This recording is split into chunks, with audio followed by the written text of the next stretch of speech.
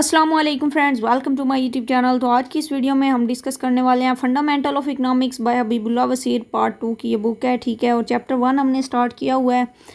इंशाल्लाह देखते हैं आज कितना कंप्लीट कर पाते हैं, ठीक है। तो 3 लेक्चर इसके ऑलरेडी डन हो चुके हैं, आज 4th लेक्चर है। तो लेट्स सी। बहरहाल अगर आप चैनल पर न्यू हैं तो चैनल को सब्सक्राइब कर दें ताकि आने वाली लेटेस्ट वीडियोज़ भी आप तक पहुँच जाएँ। ओके जी, मेरे ख्याल में हम यहाँ तक पहुँचे थे मेजरमेंट ऑफ नेशनल इनकम, ठीक है। यस, सर्कुलर फ्लो हो गया था। मेजरमेंट ऑफ नेशनल इनकम से हमने स्टार्ट लेना है। Measurement of national income is a very difficult task. Income is produced at millions of places and by millions of peoples working at firms, factories, shops, office, construction sites etc। No doubt कि definitely income तो मतलब पाकिस्तान में जगह जगह generate हो रही है, ठीक है, डिफरेंट फैक्ट्रीज़ में, फर्म्स में, शॉप्स में। तो उसको मैयर करना एक इतना भी ज़्यादा आसान तरीका नहीं है।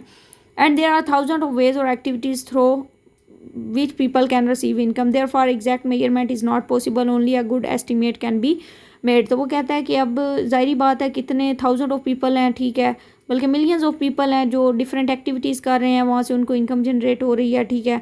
इवन कि एक बैलून सेल करने वाला मतलब किसी भी जगह जाके वो बैलून सेल कर रहा है, उसको भी इनकम जनरेट हो रही है।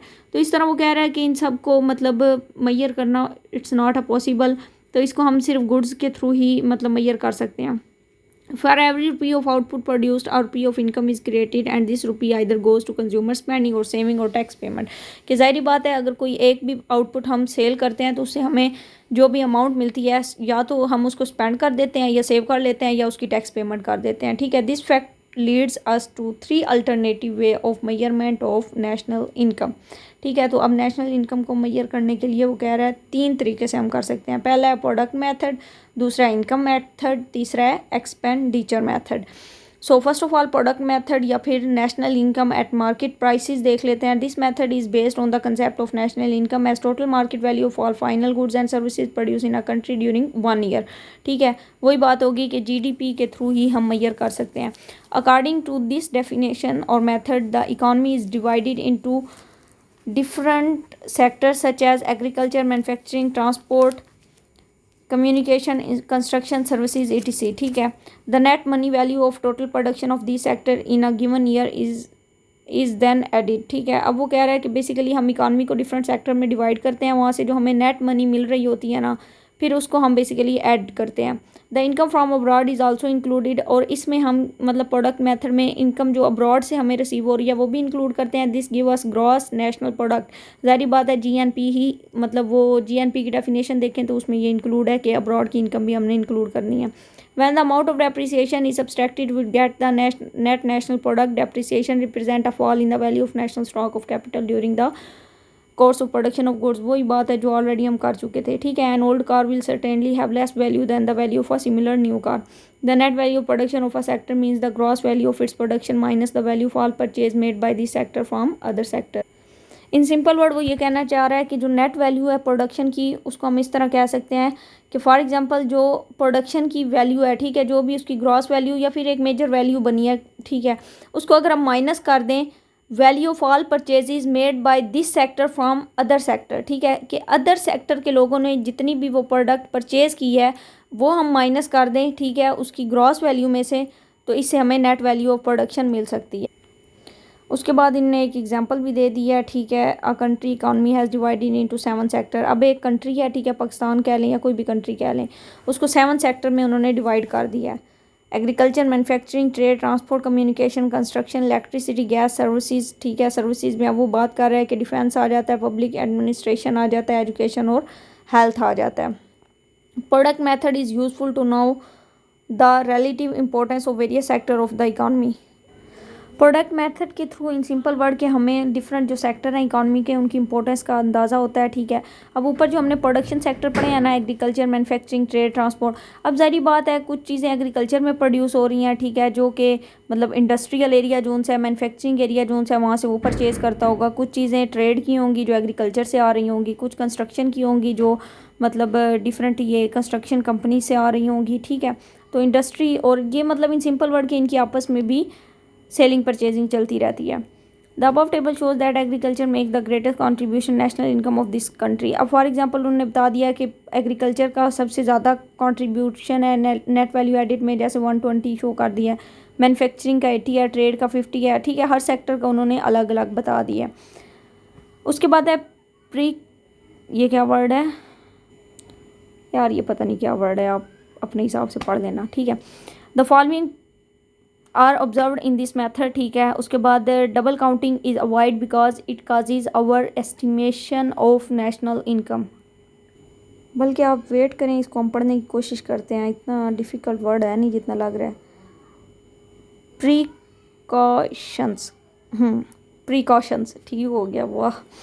Okay, the following precautions are observed in this method. अच्छा, इसका मतलब होता है एहतियाती तदबीर, ठीक है, मतलब कि जो आपने अब रूल्स रेगुलेशन कह लें या फिर एहतियाती तदबीर तो समझ ही गई होंगी, ठीक है, वही समझ लें। ओके जी, उसके बाद है double counting is avoided because it causes our estimate of national income. ज़ाहिर बात है, हमने अगर कोई भी मेथड चूज़ करना है तो उसमें हमने डबल काउंटिंग से बचना है, जैसे कि हमने कल बात की थी फाइनल गुड्स और इंटरमीडिएट गुड्स की, ठीक है, कि इंटरमीडिएट गुड्स हमने ऐड कर ली हैं तो फिर हमने मतलब उनको फाइनल गुड्स में ऐड नहीं करना, क्यों, क्योंकि इससे डबल काउंटिंग हो जाएगी। उसके बाद एग्जांपल आ जाती है production of a shirt, for example उन्होंने यहाँ पर देखें, अब वो कहता है कि स्टेज ऑफ प्रोडक्शन, अब जब हमने एक शर्ट बनाई है तो उसमें cotton, yarn, cloth, shirt at tailor shop, shirt sold to consumer, ठीक है, तो मतलब ये सारी अब उसमें कॉस्ट आई हैं, सही हो गया। अब फॉर एग्जांपल वो कह रहा है कि जब हमने मतलब yarn यूज़ किया और कॉटन, क्लॉथ, ठीक है, अब इनको जब कंबाइन करेंगे ना तो हमारे पास बेसिकली एक फ़ाइनल प्राइस आ जाएगी 860, ठीक है। तो जब हमने नेशनल इनकम या फिर मतलब ये प्रोडक्ट मेथड के थ्रू जब हमने नेशनल इनकम को कैलकुलेट करना है ना, ठीक है, तो हमने एक फ़ाइनल प्राइस लेनी है, या तो हमने फ़ाइनल ले लेनी है या इनको सिंगल सिंगल करके लेनी है, ठीक है। अगर हम सिंगल वाली भी लेंगे, फाइनल वाली भी लेंगे, तो वो फिर डबल काउंटिंग हो जाएगी। और उससे आगे नेक्स्ट उन्होंने बताया value added at each stage, जैसे फॉर एग्जांपल कॉटन यूज़ किया है 60 रुपीज़ लगे हैं, yarn 100, अब इन दोनों का जो डिफरेंस है वो हमारे पास क्या आएगा, वैल्यू एडिट में आ जाएगा, ठीक है, क्योंकि ज़ाहिरी बात है कॉटन थी वो 60 थी, अब कॉटन से हमने मतलब yarn थ्रेड यूज़ किया, ठीक है, या कॉटन से ही थ्रेड बनेगा, सही है। फिर उसके बाद मतलब इन दोनों को कंबाइन किया, फिर क्लॉथ बना दिया, ठीक है, फिर उसकी वैल्यू मज़ीद बढ़ गई है। इसी तरह इन सिंपल वर्ड कहने का वैल्यू एडिट किसको हम कह सकते हैं कि फॉर एग्जांपल एक ऑरेंज है, ठीक है, तो उसको अगर आप ऐसे ही बेचते हैं तो वो फॉर एग्जांपल 10 रुपये का मतलब आप सेल कर रहे हैं, ठीक है, लेकिन अगर उसी ऑरेंज को आप एक दफ़ा नीट एंड क्लीन करते हैं, वॉश करते हैं, उसके ऊपर एक स्टिकर लगा देते हैं, ठीक है, अपनी कंपनी का टैग लगा देते हैं, उसके बाद आप वो सेल करते हैं तो वो 30 रुपये का सेल होगा। क्यों, क्योंकि अब उसकी ज़रा पॉलिश अच्छी हो गई है, ठीक है, उसमें वैल्यू ऐड हो गई है। तो ये बेसिकली कंसेप्ट है वैल्यू एडिट का। From the example it become clear that either we should count the value final goods, वही बात है, ठीक है, कि आपने जस्ट सिंगल टाइम ही इसको काउंट करना है। उसके बाद वो कहता है कि basically non market production and unpaid services आ जाता है, is not included in the estimation of national income. बात आ गई ना जो कल डिस्कस हो रही थी कि जो नॉन मार्केट गुड्स हैं, ठीक है, या फिर नॉन मार्केटेड प्रोडक्शंस हैं, ठीक है, या अनपेड सर्विसेज हैं, उनको हम नेशनल इनकम में इंक्लूड नहीं करेंगे। This is because of difficulty in the finding their correct value, for example services of housewife, self gardening और washing of own car are difficult to estimate in quantity and in money value.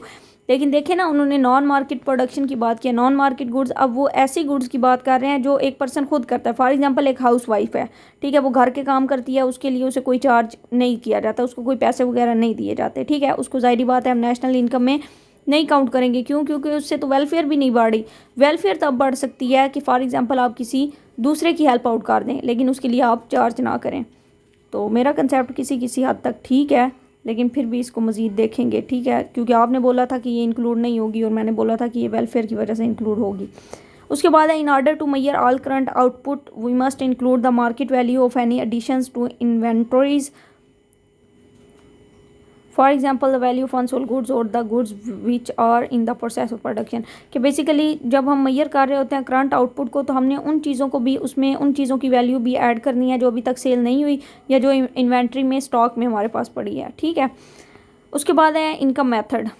क्योंकि ज़ाहिर बात है एक साल के अंदर हमने ये कंप्लीट करना है, ठीक है, मतलब नेशनल इनकम को हमने काउंट करना है एक साल की, ठीक है। तो ज़ाहिर बात है उस साल में जो प्रोड्यूस हुआ है चाहे वो स्टॉक में चला गया है लेकिन वो उसी साल के अंदर ही काउंटिंग में आएगा। देन हमारे पास है इनकम मेथड और national income at factor cost. This method is derived from the concept of national income such as the sum total of the income of all the persons of a country during 1 year, ठीक है। वो just simple definition है national income की। Income method of measurement can be use because for every rupee of output produce और rupee of income is created. The income approach to measurement highlight the distribution aspect of national income. जो income approach है वो basically इस चीज़ को focus करती है या highlight करती है कि आपने नेशनल इनकम को किस तरह डिस्ट्रीब्यूट करना है। People receive income in various forms and from various sources, ठीक है। ज़ाहिर बात है इसमें कोई समझाने वाली बात नहीं है। They provide their personal services and receive wages profit. They also provide the services of its, पर वही बातें जो ऊपर हम ऑलरेडी डिस्कस कर चुके हैं। अब जैसे सोर्स ऑफ इनकम की एग्जांपल उन्होंने दे दिया है, वेजेस एंड सैलरीज। अगर एक पर्सन गवर्नमेंट जॉब करता है, प्राइवेट जॉब करता है, वहाँ से उसे वेज सैलरी मिल जाएगी। अगर वो कोई बिल्डिंग या लैंड रेंट पे देता है, रेंट मिल जाएगा। अगर वो फॉर एग्जांपल लोन दे देता है, ठीक है, किसी को उधार पैसे दे देता है, उस पर इंटरेस्ट चार्ज कर सकता है। कॉर्पोरेट सेक्टर से, ठीक है, स्टॉक कंपनीज जो होती हैं उधर से प्रॉफिट जनरेट कर सकता है। उसके अलावा कोई स्मॉल बिजनेस से वो प्रोप्राइटर इनकम जनरेट कर सकता है, ठीक है। उसके अलावा इनडायरेक्ट बिजनेस टैक्सेस, ये अब यहाँ पे गवर्नमेंट की बात हो गई है, ठीक है, कि गवर्नमेंट इनडायरेक्ट के थ्रू भी इनकम जनरेट करती है। The advantage of measuring national income through his method is that we come to know the distribution of national income among various group of societies such as landlord, capitalist, worker and businessman। Okay जी, उसके बाद है precautions. शुक्र है उस time ये word बोल लिया था, अगेन दोबारा ही आ गया सामने। The following precautions are necessary to apply this method, ठीक है। एक तो ट्रांसफ़र पेमेंट है। ट्रांसफ़र पेमेंट जैसे कि पेंशन, गिफ्ट, ज़कात, स्कॉलरशिप आर नॉट इंक्लूडेड, ठीक है। ट्रांसफ़र पेमेंट नो डाउट और source of personal income for some people but they do not make any addition to national income in true sense, ठीक है। तो transfer payments को हम मतलब उसमें ऐड नहीं करेंगे नेशनल इनकम के अंदर। और उसके बाद उन्होंने क्या, इनकम फ्रॉम इलीगल सोर्स को भी, जैसे स्मगलिंग, थेफ्ट, चोरी कर लिया है, ठीक है, ये सारी चीज़ें भी इसमें ऐड नहीं होंगी। मीन्स कि हर मेथड की लिमिटेशन उन्होंने बता दी है कि इस मेथड में ये चीज़ ऐड नहीं होगी और दूसरे मेथड में ये चीज़ ऐड नहीं होगी। देन हमारे पास एक्सपेंडिचर मेथड है। National income can also be computed expenditure method. Expenditure क्या है कि एक साल के अंदर गवर्नमेंट ने जितना भी या लोगों ने जितना भी एक्सपेंस किया, every rupee spend on a goods and services is income to somebody. ज़ाहिर बात है जो आप स्पेंड कर रहे हैं वो किसी ना किसी दूसरे पर्सन की इनकम ही है, ठीक है, जनरेट हो रही है उसकी।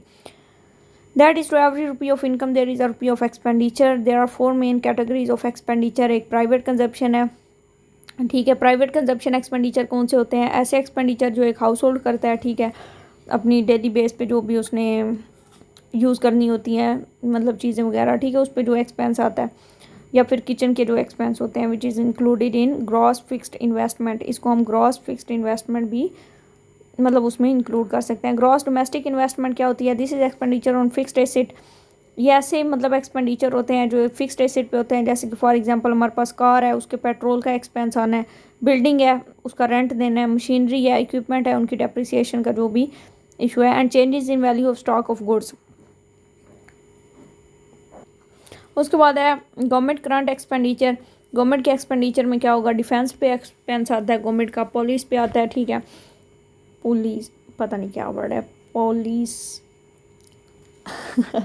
अच्छा ये एजुकेशन पे आता है और अदर सर्विसेज पे आता है, ठीक है।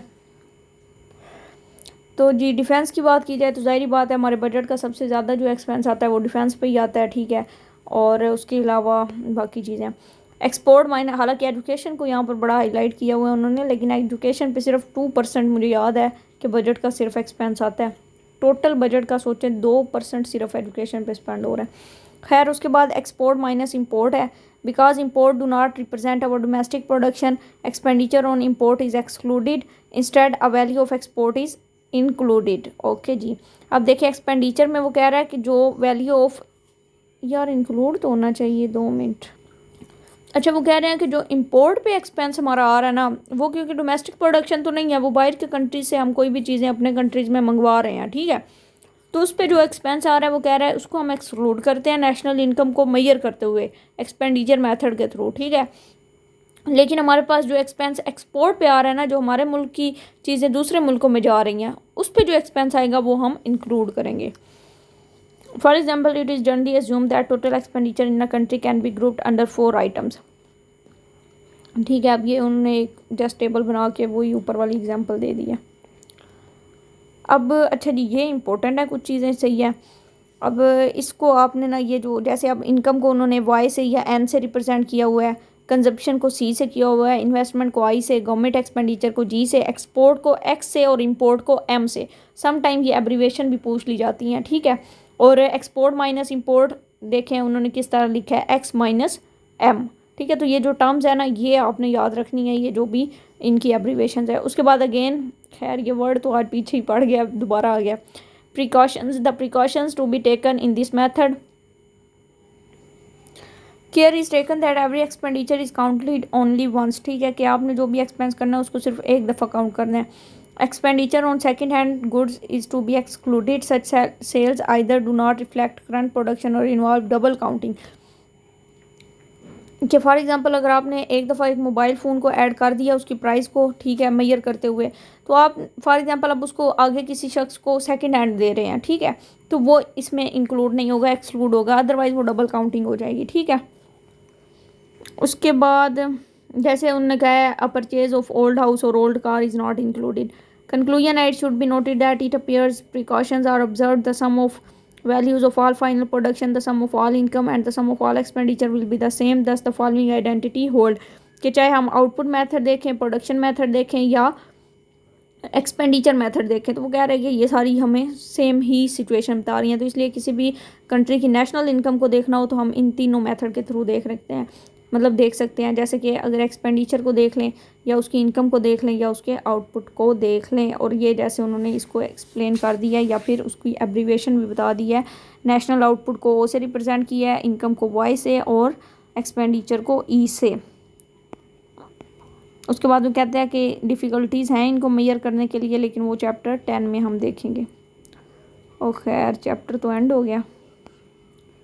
ये सप्लीमेंट्री नोट्स हैं, इनकी डेफिनेशंस आपने बिल्कुल एज इट इज़ और टू द पॉइंट फुल रट्टा सिस्टम वाली ना याद कर लेनी है। ठीक है, ईच एंड एवरीथिंग को उन्होंने सही अच्छे वे में, मतलब टू द पॉइंट एक्सप्लेन किया हुआ है।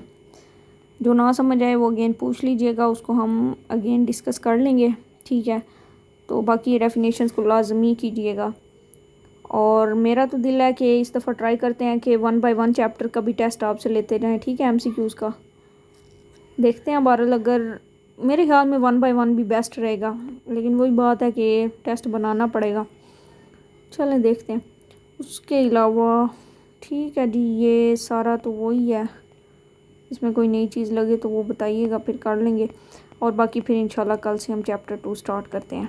तो उम्मीद है जी वीडियो पसंद आई होगी। वीडियो पसंद आई है तो वीडियो को लाइक शेयर सब्सक्राइब कर दीजिएगा, ताकि नेक्स्ट वीडियोस भी आप तक पहुंचती रहें। Thanks for watching. अल्लाह हाफिज़।